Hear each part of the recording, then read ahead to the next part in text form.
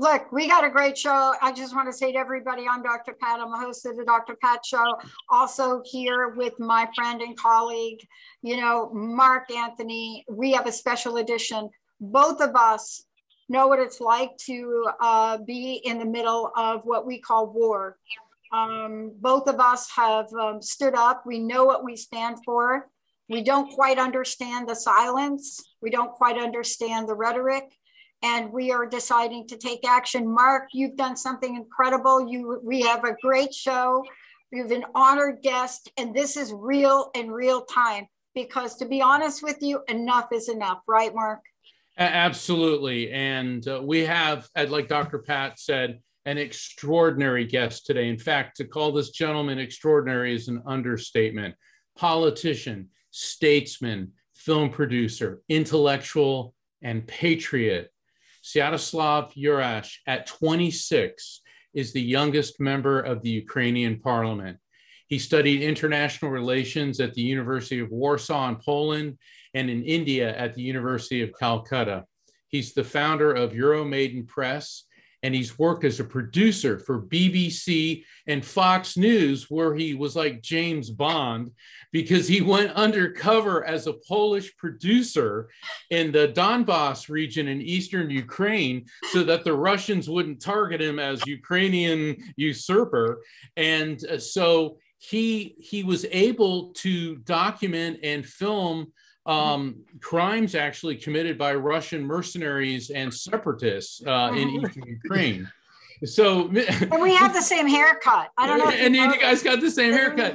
And so, as if that's not enough, at age like 23, he gets elected to the Ukrainian Parliament. He served as the director of the Ukrainian World Congress. And Sviatoslav Yurash is an outspoken advocate for freedom and democracy. And it is my deep honor, sir, to welcome you to the Psychic in the Dock. Thank you for coming. I know this has been a difficult year for you. Yeah, welcome.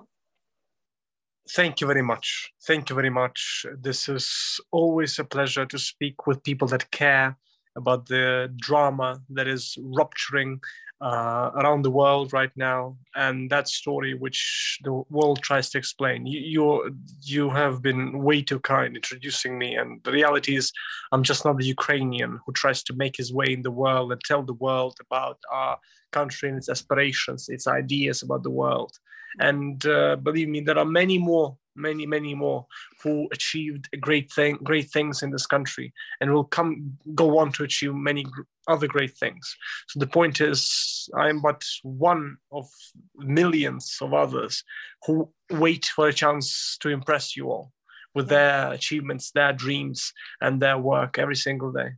Well, the war has affected everyone in Ukraine, and we in the United States and my friends in Europe and Canada, we're all watching what's happening in horror. And I know that this is very, very personal to you because 3 days ago, Russian shelling hit a Fox News team, and the casualties included a TV cameraman, Pierre Zakrzewski. Yes, and a young 24-year-old journalist named Alexandra. Can you tell us, with respect, can you tell us about Alexandra? I'll start with Pierre, if you allow me. I knew Pierre quite well. We worked with him in 2014, and he come back to Ukraine several times in the time to this ordeal, and Pierre was a good friend through the years, and I'm eagerly waiting to receive an email of his widow and trying to send her all the thoughts and greatest admiration that I had for her most jovial, most livable, most laughable, he was a wonder of human being, Pierre. He always was the person you could turn to for help, support, advice, human connection, and who else had a joke or two or three or five from his adventures everywhere around the world to tell you, no matter what situation that befell you. And Pierre, his loss is extremely painful. Yes. But truly speaking, Alexandra is something else. Alexandra and my relation with her for the last decade, we actually celebrated a decade of knowing each other in December of last year. We essentially had, we went through everything in that decade, all different titles, all manners of emotions, both good, the bad, deep, simple and joyful. So the point is the romantic, the friendly. She was a person who I always could count on, who always could count on me, and it's difficult to live in a world without her, because again, this decade is not something you can replace. No matter what relation you develop, when you meet somebody as a teenager and you go through all these trials and tribulations to become who you become, and all that time you can still rely on the person who you met all these years ago. That's something that is truly impossible to replace and to forget. So yes, Alexandra's loss there is but another reminder of the senselessness and the unbelievable horror of this conflict and this war. The reality is there are thousands of Alexandras all around my country who are dying every day because Mr. Putin is committed to destroying my nation and destroying every single Alexandra that lives in my nation in his imperialistic ambition to rule it. And the point is that this story has more of a reason for me to work to prove him wrong, that Alexandra will live on, not just in the realization of her dreams and ambitions, but in the basic point that she always aspired to, that is to try to help Ukraine become that state that she and I and all the Ukrainians, especially born in this generation, dreamed of: free, independent, democratic, sovereign, and successful. So yes, we shall continue on building those dreams into reality. Yeah, I want to thank you so much, because one of the things you may or may not know is I know you've been on television in mainstream America. This is an audience of what we call the cultural creatives. They amount to the tune of over 600 million people in the United States alone. And we wanted to make sure that your message doesn't go unheard in reaching as many people as we can. And so I can't thank you and honor you enough. War, and in my family and what I've seen in my family and Mark's, we know what it's like. We cannot know your experience, because any country that goes unpunished for the atrocities we are seeing, and we are not seeing it all. But the other day, when I saw a woman with her unborn child being taken out of a hospital that was bombed, no country leader should ever go unpunished for that. And I know that we are just only at the tip of the iceberg to represent what you're going through. But I got to tell you, we are all in to support you, to help you, and to interview as many people. And I am trying to get some of the women in your country, but we are committed to helping you get the word out, because we know that if enough of us do this, that if enough of us come forward in support of you and hear your voice, we will get this done. You know, and I just wanted Mark and I, so you know that about us. Exactly. You know, Mr. Yurash, we never thought that in the 21st century, any of us never thought we'd see a major European war again. You know, but this isn't 1939 in Poland. And the difference here is social media. We're seeing everybody like yourself and other people with their phones, with the ability to transmit information worldwide. In 1939, what was happening in Poland, maybe some journalists knew it, but most people around the world, it was very removed. And this is very, very present. for so many people. And that's why we're very thankful that you're here. And, you know, even during times of peace, losing someone that you love is so painful. And like you said, there's thousands and thousands of Alexandras and thousands of men and women in your position. But, you know, and Dr. Pat and I, we work a lot with people who are coping with loss. That's one of the aspects of our show. And it takes time to grieve. People need time. But you're not only in a war, but you're a member of the Ukrainian government. So how are you coping? How are you dealing with this? What are your greatest challenges as you sit here today with us that we could share with the people that are listening so that they can jump in and know how to support you? Where are you today in this moment? Well, let's not let him disclose where he's at. No, I mean, where are you emotionally? Emotionally, where are you? Sorry, Dr. Pat. The truth is that what helps the most is going on and doing the work that needs to be done to help this country survive this battle and for it to succeed in trying to defeat those troops which have killed Alexandra and that army which is killing my country a single day. The point here is not stopping and grieving, but to go on battling this battle to the victorious end, because that's what she would want. That's what every Ukrainian who sacrificed their lives in the battle for our country's independence would want, for us to win this. And whatever contribution you can make into that victory that will happen, as history would tell you, in the battles between David and Goliath. That is what needs to be done. So the point is to continue on. I've seen horrible things throughout my life, horrendous things, unforgettable things, but I need to continue to make all that sacrifice, all that blood, pain, suffering worth it for all these people who gave their everything they had for the dream of Ukraine that will succeed and impress future generations. Because I remember when I think about my great-grandparents, my great-grandfather went through Stalingrad and he went on to liberate Europe. My great-grandmother survived through Holodomor, genocide by hunger that Stalin conducted. And she went on to a ripe old age of 94. If they survived that, I can survive this.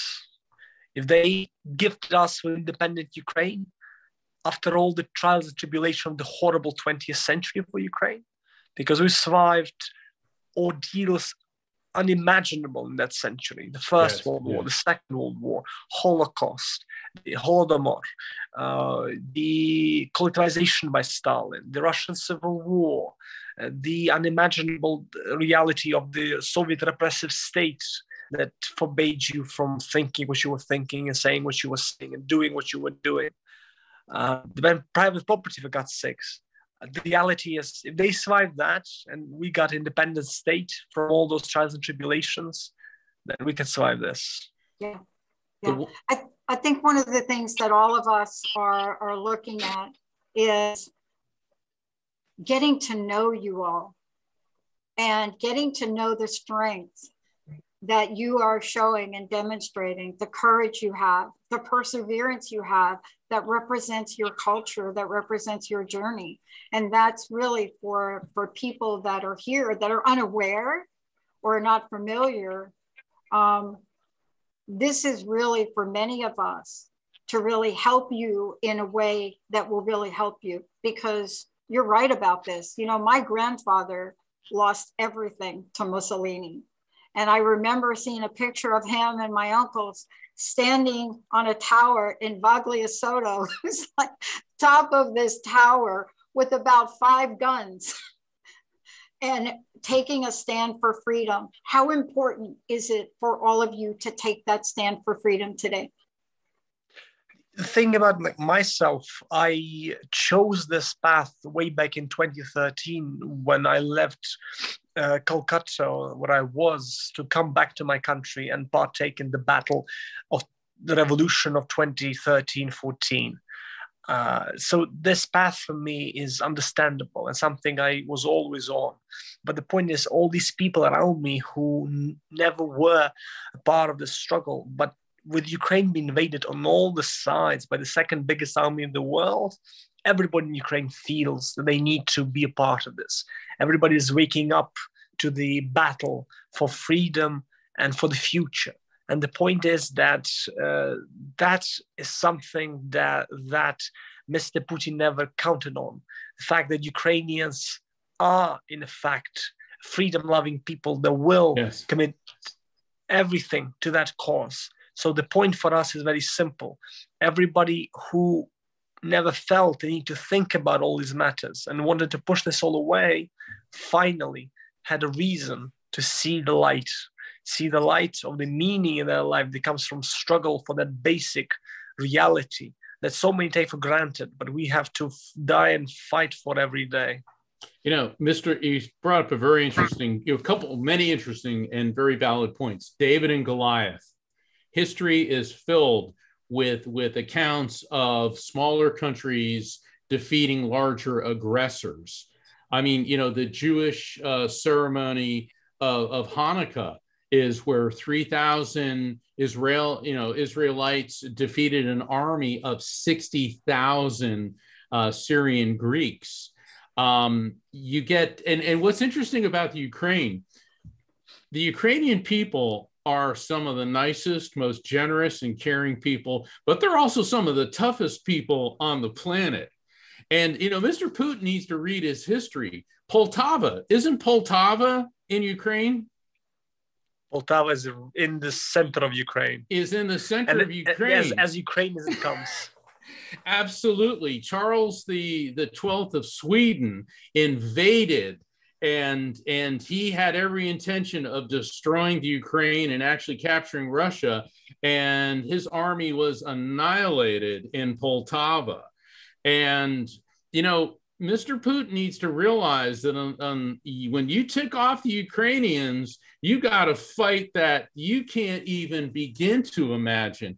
And it is so inspiring to see everyone, women, men, young, old, saying, this is my country and I'm going to fight for it. You know, you were born during a time when Ukraine was free. And that was something that your grandparents and great-grandparents could only imagine. And it seems to me that this is such a deeply embedded feeling that it is just inspiring everyone. Does that make sense? It does. That's the point. Like, my generation knows independent Ukraine only.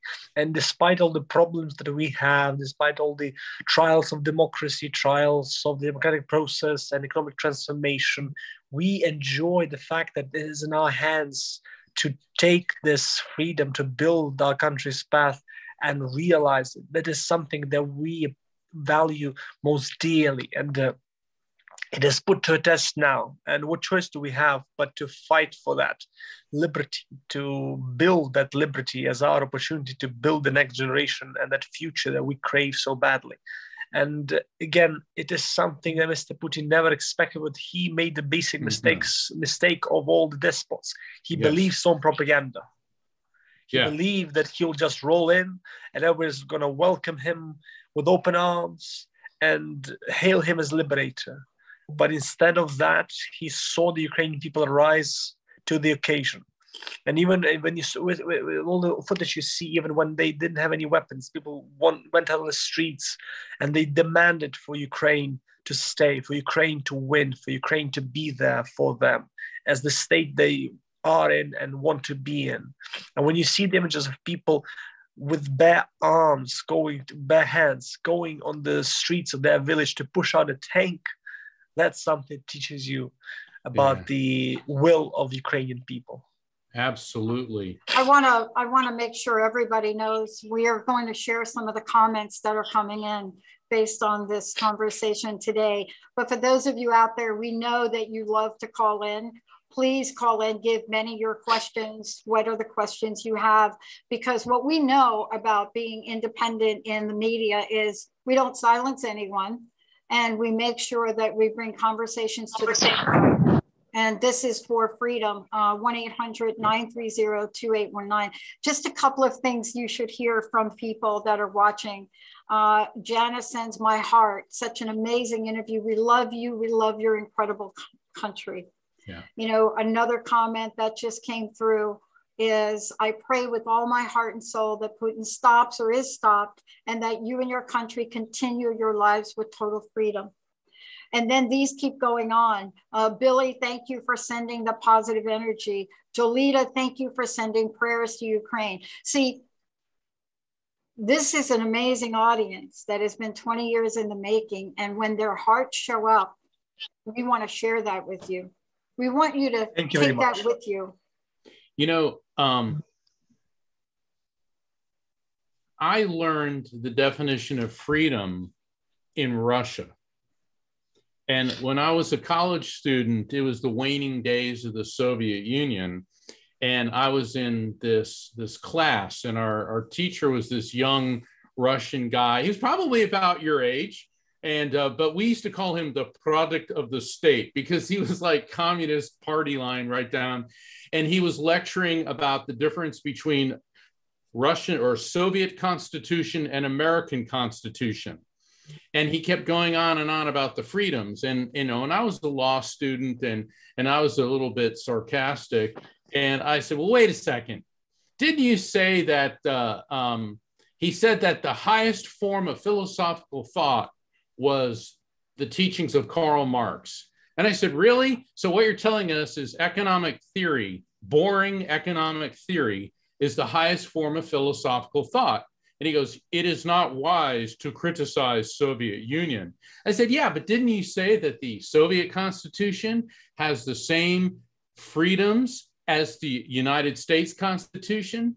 And Sviatoslav, he came up to me and he leaned over, and I could feel him breathing on me. And he said, American boy, the difference between Soviet Constitution and American Constitution is not freedom of speech, but freedom after you make the speech. Mm. And wow. And that's exactly what you're fighting for right now. And what so many people, maybe 2 months ago, you took freedom of speech for granted. Americans, British, French, Germans, Canadians, Australians, Japanese, we take freedom of speech for granted, but it's the freedom after we make that speech. Yeah. And, you know, I want to make something really clear, because even as we speak, you know, I am getting a news brief that's coming in minutes ago for the bombings that are going on as we speak. You know, for people that are watching this, we want to make sure that folks know this is live and this is real.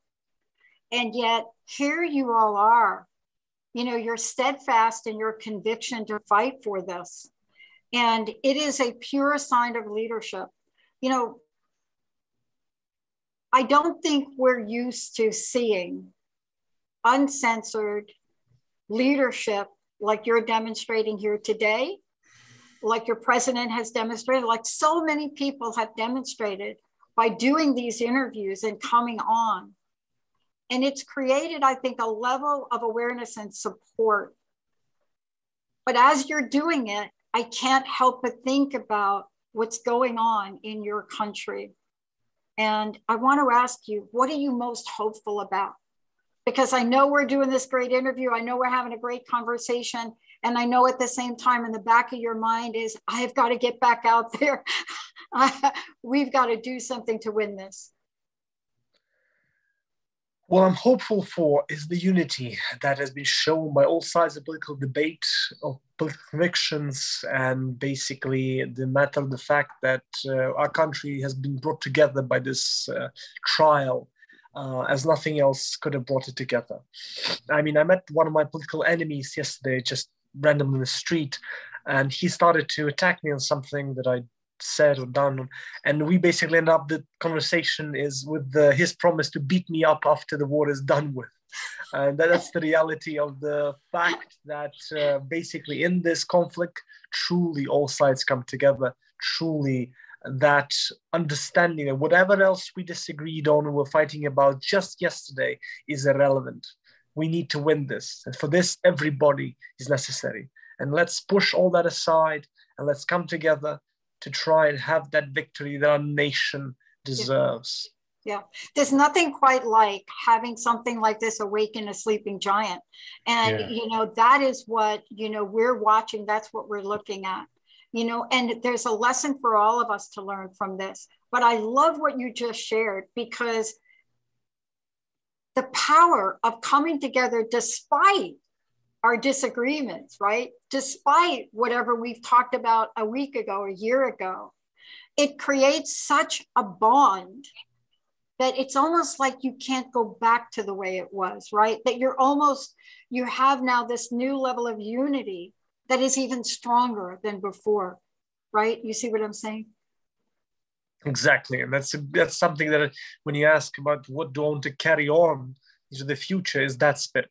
When I'm hopeful that after this is done, we remember how irrelevant all those disagreements, all those political fights, and those talk shows in which we debate ad nauseum points that don't matter for a second now, don't matter at all to us. So the point is that I hope that spirit of unity stays with us and carries with us as we rebuild our nation, rebuild it to the future. Arnold Schwarzenegger just released a video, and I don't know if you've had the opportunity to see it, where he's releasing it through several channels, and he is telling the Russian people, because he's had a close relationship with many Russians throughout his life. He said what they're being told is not the truth. He explained what is happening in Ukraine and the suffering. And he said that he admired the bravery of the Russian people who are taking to the streets and protesting the war.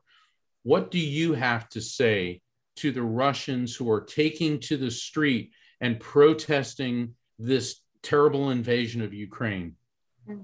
They are leaders of the future Russia. They are showing that they are willing to stand up and tell what they think about this, no matter the trials or tribulations they face there. It's not what we face here. It's not the rockets that we get on our heads every single day. It's not the mortar fire, no minefields, no shelling, no shootouts. But it is the reality that they need to try and sacrifice their comfortable life that you get when you just follow whatever is the norm and try to show that your values matter more to you than just that which Russian state wants to try and tell you. And the point is that these people are giving me hope that in the future there is some possibility for some kind of understanding, conversation, or any kind of future at all in the relationship, which she seems completely and utterly destroyed after all of this. Because I listened to my entire life the Echo Moscow radio station.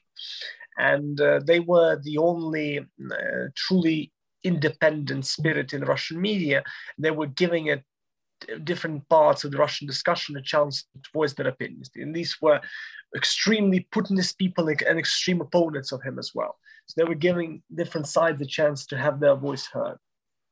And through listening to the radio station, I truly understand that it's far more nuanced as far as different thought leaders in Russia are concerned. So I am hopeful that message gets to people of Russia, but I'm doubtful because the reality is that Putin is clamping down on every single vestige of free expression in Russia. This radio station, which I loved and listened to for 15 years, has been shut down because they were giving voice to the Ukrainian side of the war.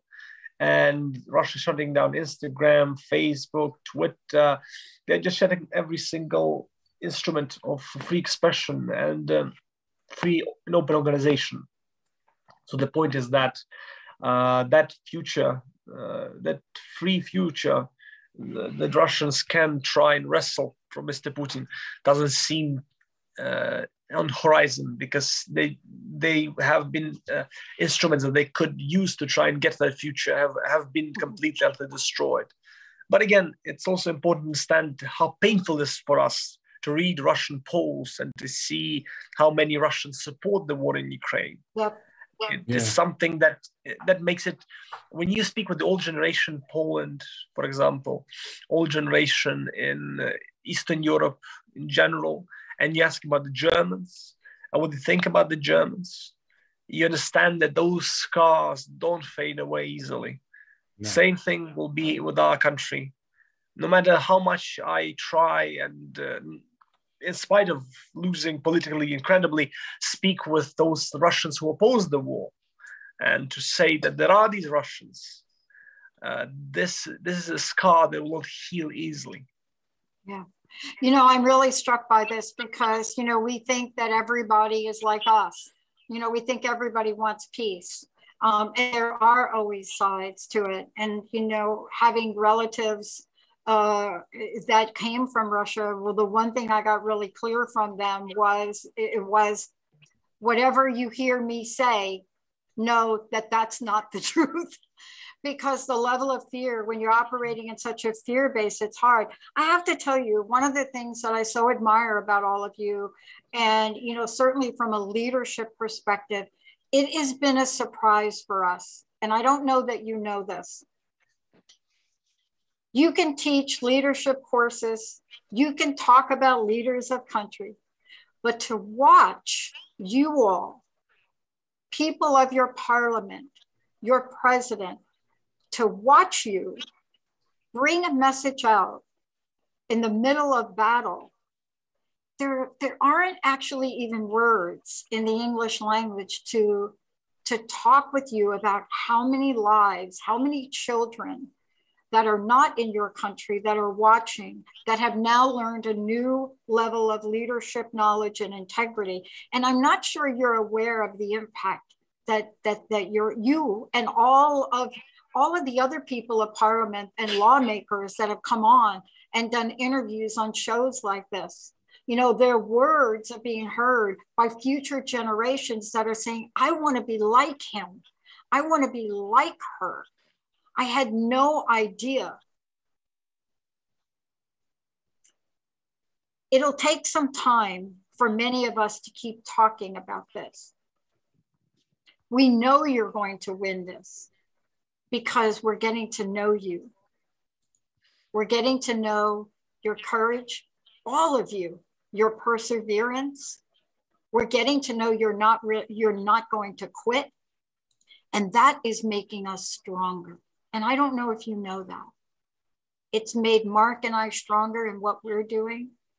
And that is the impact that probably you don't know you're having on millions of people today. Thank you. This means a lot, that again, always remembering the fact that it is not just our battle. The world is watching, the world cares, and the world will push onwards in its support. I'm just terrified by the idea how much more blood and death it will take for the world to step in and truly put a stop to this, which the West is capable of. But again, the reality is that we don't know how much more should we lose to convince the world of that. Yeah. Well, we're going to take a short break because we actually have that video we're going to play during break. We're going to give you a moment to catch your breath. Jacob has grabbed the message from the anti-war message from Arnold Schwarzenegger to play, and him talking about his father. We're going to take a short break. When we come back, we're also taking your questions, your comments on Facebook. And then we also want to make sure you know how you can support this. This is more than a conversation. This is a call for action for all of us sitting here that have the power to take action.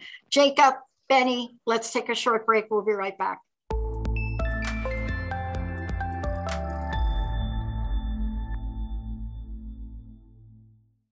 This is a very special episode of The Psychic and the Doc. I'm here with my friend, my colleague, Dr. Pat Basili, and we have an outstanding guest today, Sviatoslav Yurash, the youngest member of the Ukrainian Parliament, and he is literally on the front lines of the war in Ukraine. And if people go to Transformation Talk Radio website, or they go to my website, which is afterlifefrequency.com, you will see links to help contribute to the humanitarian relief efforts. There's many organizations like Doctors Without Borders and UNICEF, and that's just the tip of the iceberg to help the over 3 million people who have been displaced. And that 3 million is going to go higher. But I want to get back to our guest. Sviatoslav, what do you want the world to know? What is the message you need to get out? The West can stop this at any moment. Russia's economy is the size of Italy. Russia's army fails even to compare to, even fail to be even close to anything America can muster. The West has an awesome power that it needs to use, because Ukraine right now is experiencing the moment that should never happen again, and it's happening again. And how many generations will it take for people to ask your generation, why didn't you do more? Why didn't you do something about this horrible travesty Russia is making in Ukraine every single day? Why didn't you save those Ukrainians? Why didn't you do something with that military budget, those instruments that you have harnessed over generations? And again, it only takes understanding that the West can stand up and call Putin's bluff. And that will make Putin finally stop in thinking that he can do anything he wants, not just here, all around the world. In Venezuela, in Syria, Central African Republic, Putin does this and he gets away with it. Maybe there's a point now where he can finally realize that he will not get away with this. Well said. And, you know, for us, we're right there with you, because we're reaching out to our own politicians, the local ones, and we're asking why. Why are we politicizing this? Why aren't we doing more? Less talk, more action. There are things that can be done. And you're right. You know, you so well said, when you're sitting where most of us are sitting, and you have countries that have the enormous power to, you know, turn the tide, most of us are scratching our head and saying, come on. Yeah. Right, Mark? Yeah. We all have to help with this humanitarian effort. Dr. Pat and I, and certainly Sviatoslav, thank you so much. I mean, we reached out to you, you responded, and because this is important, because, you know, Dr. Pat and I have been talking about the invasion of Ukraine since the day it happened, our first show, and we kept saying we have got to do something. And this is how we can help, is to get the word out. There's nothing political about children getting shot at and dying. There's nothing political about elderly people's homes being bombed. This is just the worst of humanity. And the Ukrainian people are standing firm and tough, and they are not letting this war criminal take their country. Sviatoslav, how could Putin possibly win? I mean, what is the end here? I mean, I don't see what he's going to end up with. Other than just pure power mongering. Right? I mean, he's going to end up with a country filled with heavily armed people who hate him. What is the end game here? Again, his main mistake is believing his own propaganda. He does, and he for decades expressed it, that somewhere deep down, everyone wants this. Everyone wants what he wants. Everybody wants to be a part of that Russia that he's building, that prison camp he built, in which people don't have access to the internet. People cannot truly travel around the world. That country which is despised by so many because it destroyed the life of so many, not just in Ukraine, around the world for these 2 decades of his power regime. So the point is, what Putin believes is that delusion that he exists in.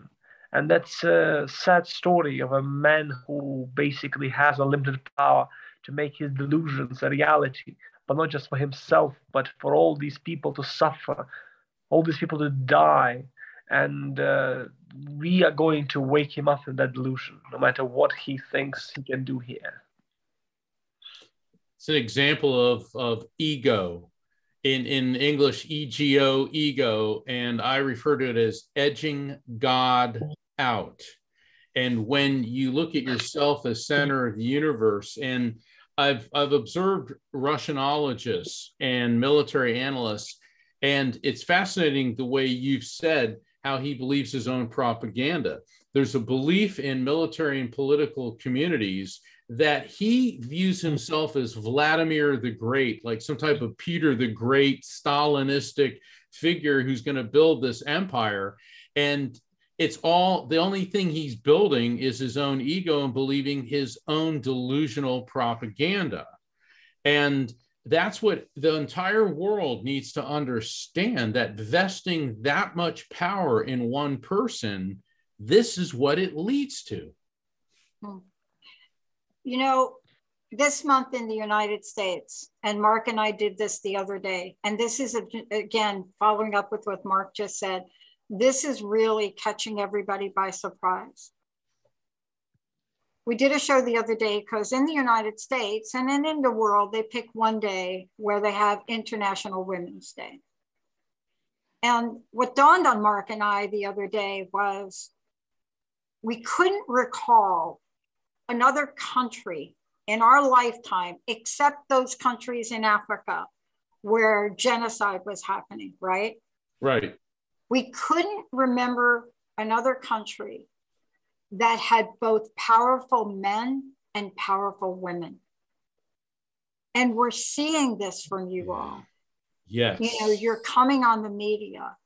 You know, there are photographs of some of the women with machine guns and just such unity, and a unity of an equal level that the world is really not used to seeing. And I'm not, you know, I mean, when you think about that, it shows the strength and the power of what you just said today. When you talk about unity, you're not leaving anybody out, and it's demonstrated across the board. How is it like to have both women and men in your country stand side by side in this?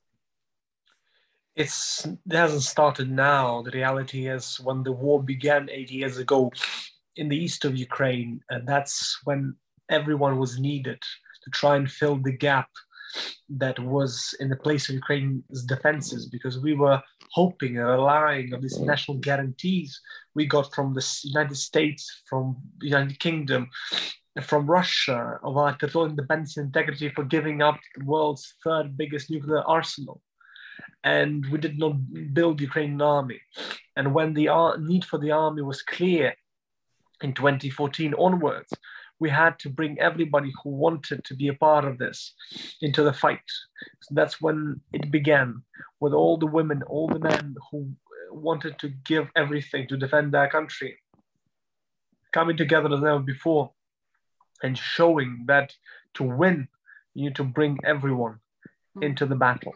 So the point here is the same. In this time of utmost challenge, in the truly great patriotic war that we are living through here right now, everybody's called, everybody's a soldier, and everybody wants to show it in what they live in every day. Where do you turn for inspiration? You know, in the darkest of times, we always struggle to find the light, and it's always there. But where do you turn for that inspiration? I turn to history, I always have. No matter how low I fall, I think about all those who have fell lower and got to a point which is much higher than I can ever dream of being. And when I achieve something or get somewhere, I always remember all these people who in my age have done greater things and fell far lower. So for me, history is a great guide always to remember and contrast and compare, no matter what I'm doing, that I can do it better, do more of it. And no matter how much of a challenge I'm facing, remember that there were people who faced much greater odds and won against them. So the point is that you can never give up when you think about all those men and women in history who have done it, no matter what they were faced with. That's very, very insightful, because we look at historical figures as being on these pedestals. And what you've just proven is historical figures are people just like you that didn't want to be in a war, that didn't want to be in this situation, but saw that they had two options. One is to roll over, and the other is to rise to the occasion. So that is extremely inspirational. If you have a message for the children of the world, what is that message? Don't miss the great adventure of the youth.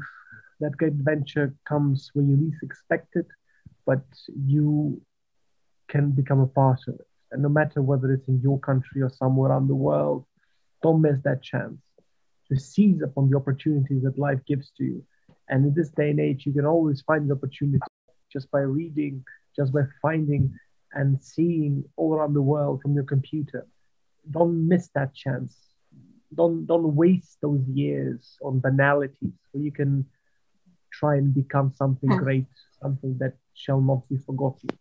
Dare and risk, and you shall be rewarded as all those men and women in history that have done it, done with their years, and you done with their years what their destiny gave to them. So don't miss those years. Jump on opportunities that are all around the world for you. Thank you. And I want to get back to Alexandra. I know that she was more than special to you, and that she was an inspiration. What do you think Alexandra would have to say to the world today? Well, it's not something that is easy to consider, truly speaking, but I think she has said plenty. And when you read her social media, which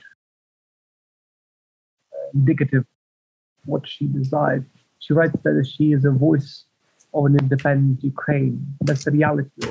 She is that voice. That with her life, in which she started musical festivals, she wrote poetry. She had scores and scores of different friends from everywhere, in which she was living a full life with great many people all around her, and dreaming of better things, greater things. She wanted those dreams to be realized. That should be the task for not just myself, but all these people who have been touched by Alexandra in her life and who have loved Alexandra for this or that reason, to build and realize the dreams that she told us all about. Kathy Carlson wanted me to give this message to you, if I could. And she is telling us, she says, related to Gustav Mannheim and the ministers of Finland. This is a message from Finland. I hail you as a true Ukrainian leader and look to Ukraine to help fix the tyranny in the world and help extinguish tyranny in this world. This is how important these conversations are. We are touching the hearts of people. And if enough of us get behind us, we will truly have your wish and desire for the West to step up and fix this. Because it can. It's within our realm to do, isn't it? It certainly is. And I thank all of your viewers and listeners for sharing their thoughts, their sympathies, their prayers, their good words. And it means the world to us that the world cares. The world looks and finds all these lessons, why they need to cherish and value the freedoms they have, prosperity they have, the ease of life that they have. When we live now in a city where money means nothing because you cannot buy anything, where you have to carry your gun around, or because you never know what's going to happen. Because in the first week in Kiev, you had shootouts, unexpected shootouts in center of the city. When from where I sit, about 100 meters away from me, that's where saboteurs were caught the reality that you don't know, you don't understand how dear and how important and how uneasy that freedom which you are now enjoying is to keep. So it means the world that people are finally seeing that and coming to wake up to that which they have right now and are not truly utilizing to that potential they can have in this world of ours. I can't thank you enough for joining us today. The hour went so quickly. I hope you will come back, both for Mark and I. I just have one last question. I would love to know your personal message for the world. I would love to know what you'd like to leave all of us with. And please know we are with you, step and stride. I've said so much already. It's truly hard to focus on one simple message. The message is simple. You are seeing a country who's fighting for its freedom against a country who wants to take our freedom away. Join in that battle in any way you can. Those prayers, those words, those shares, those likes, those follows, those humanitarian aid that you're organizing, those who come here to join us in that fight, all of that matters. All of that will help the world to become more just, more secure, and freer. So help us win this great battle of our century and show the world that freedom matters. Wow, Mark, thank you so much. Freedom matters. And, Gandhi once said that there have always been tyrants and murderers, but in the end, they always fall. And the way of love wins out. He said, think about that. In the end, they always fall. And let me tell you something, this tyrant's going to fall because of the courage, the dedication, the love, and the strength of the people of Ukraine. Thank you so very much for being our guest today. And to all the people in Ukraine, we support you, we love you, and I'm asking everybody around the world, visit Transformation Talk Radio's website, my website, afterlifefrequency.com, and you'll find links to the organizations to help the people of Ukraine in their humanitarian crisis. This is the time. We are all brothers and sisters, and it's time to help our brothers and sisters. Thank you again, sir, for gracing us with your presence. Yep. And I want to thank the most amazing audience on the planet. You've been supporting us for 20 years in doing this, and you are the best. I know what you will do. You will take this, you will share it, and you will take action. Thank you so much for today. Thank you very much for attention and for caring. Thank you very much. Let's continue this. All the best. Thank you so much, everybody. We'll see you next time.